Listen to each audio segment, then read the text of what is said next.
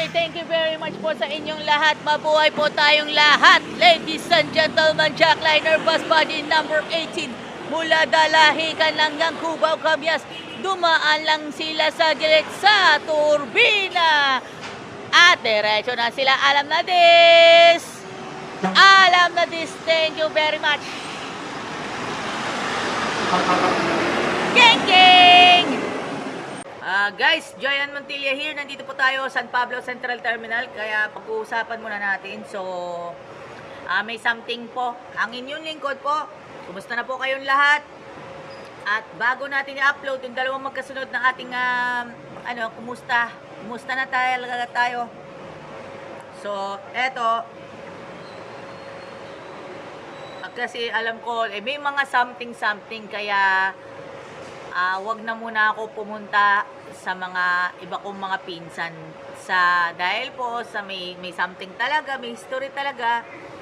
So, alam ko na medyo mahihirapan pa rin ako sa sistema nila. So, mas pinili ko na tumira ako sa Calamba dahil secure na po ako, mag-isa po ako, pero may iba yung pag-iingat talaga. So, yung mga lock ay pagdating ko ng bahay ay inilak ko na agad. So, kailangan ko munang kumain muna sa labas bago ako umuwi. And yan kasi yung usually na ginagawa ko. So, ginagawa ko yun talaga. So, eto po talaga. Yan, shoutout muna ha. At nag-congratulations sa mga nagsipagtapos ng anak na mga empleyado po ng Jackliner na nakatapos ng college courses sa Lyceum de San Pablo. Hopefully, sana makapag-enroll ako sa Lyceum de San Pablo. Talagang maganda ang turo doon.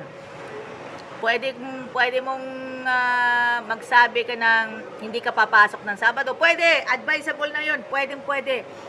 And pakiusap lang muna sa lahat ng mga Adventist students na wag na kayong lalayo sa AUP, wag kayong lalayo sa Manila Adventist College kahit nandito na po ang Liceo de San Pablo. Affordable pa ang mga tuition, mga kaibigan. At meron pa kurso na ang kurso po na criminology na hinahanap-hanap na mga Adventist members, Adventist youths, kung sakali sila po ay magiging member ng Adventist in Uniform Service Personnels. Yung mga bumbero, pulis, nurse sa loob po ng mga selda. Naalalayan po ang mga PDL, mga kaibigan. Kaya po, ito po, isang maagang pagbati po sa inyo ang Liceo de San Pablo sa pinakamatagumpay na kanilang graduation ceremonies. Tampok yung isa din sa mga graduates, mga anak ng mga empleyado at dating empleyado po ng Jackliner. Kabilang na po, yan, dating empleyado po si Kuyang Hernani Glinoga. Empleyado din. Current employee si Kuyang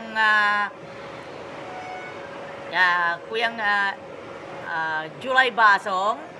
Also as well, ang mga personalities, mga nakilala ko dati, na nagmula po dati po sa De La Rosa Express, na ngayon graduate na, fully encouraged sa Lyceum de San Pablo, JP Upio. And of course, and congratulations po sa sa iba pang mga graduates.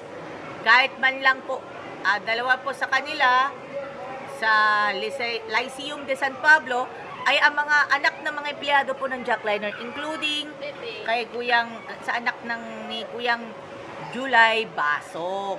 So, congratulations po sa inyong lahat. So, malugod kong i-announce sa inyo, sa lahat po ng mga Adventist youths, mag-aral na po kayo sa Lyceum de San Pablo. Ito, heavy recommended po ito. Affordable po ang tuition. Huwag kayong mangamba. Ang mga magulang, huwag kayong mangamba ng mga anak ninyo doon po sa Adventist institution na medyo hindi po talaga sure Pero dito na po talaga sa Lyceum de San Pablo. And another option po na for senior high school po, kung kayo po galing ng LAA, mag-aral na lang kayo sa aking alma mater na Capellan Institute of Technology. Ito po para sa mga upcoming senior high school students. Proof in. Yan, proof na proof po mga kaibigan. Ang aking graduation noon, 2011 po, bilang kaisa-isang 7-day Adventist at Calamba City resident na nag-aral at nagtapos sa Capellan Institute of Technology San Pablo City Campus. Yan, maraming salamat po sa pag-recognize ninyo sa akin bilang kaisa-isang 7-day Adventist at Calamba City resident sa kasaysayan ng Capellan Institute of Technology sa San Pablo City Branch and maging sa buong entire school history. Maraming salamat po. And thank you very much po sa ating lahat. Kaya po, nandito po tayo at maghahanap buhay pa rin tayo para yan, hikayatin na muna natin ay ipakita ko sa inyo yung mga personalized mug para ipakita po sa mga bagong manonood, new viewers, sa mga bagong viewers po at sa mga bagong tagapagsubaybay. Ito na po yung sample ko, mga personalized mug. Yes. Yan, pinicturan ko po yun sa mga terminal. Yes, tama kayo dyan. Pinicturan ko sa mga bus terminal ng Jackliner and of course, dun po sa mga LGU-based terminals. Katulad dito sa San Pablo Central Terminal.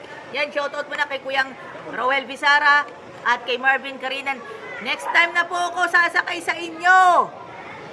At nasabay pa sa araw ng Sabat. At kumusta na po kayo? Shoutout po sa lahat po ng bumubuo ng Jackliner Group. Salamat po. Sana po makadaupang palad ko po kayo kahit po yung mga nasa Kamuning office. Thank you very much po. Maraming salamat po sa inyong lahat. May you have God bless more.